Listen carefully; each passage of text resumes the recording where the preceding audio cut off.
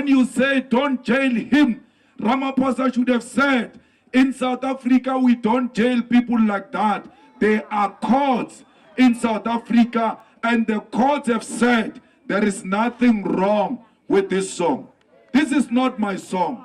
I did not compose this song. I found this song. The struggle heroes composed this song. All I'm doing is to defend the legacy of our struggle.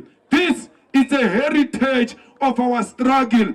This is the song that was sang by Peter Mokaba in the presence of Chris Hani, in the presence of Winnie Mandela, and therefore I will never stop singing a song that Winnie Mandela sang before she died. That will be a betrayal to the struggle of our people.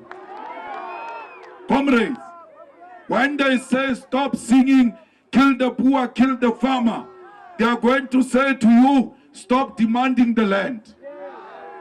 Because you are offending white people, don't talk about the land. When you stop the land, they say black people must go back to Bantu education. There must be African schools. When you say no, they say no, that is not allowed. Today, a tender is given in White House without advertisement, where Rupert stands up and says, why is Elon Musk Starlink not given an opportunity in South Africa? Elon Musk's business cannot come to South Africa if it's not compliant with 30% BEE.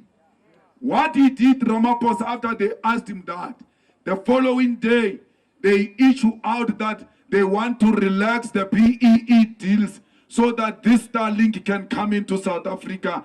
There is no such a law in South Africa. That Starlink will not come into South Africa if it's not compliant with the BEE.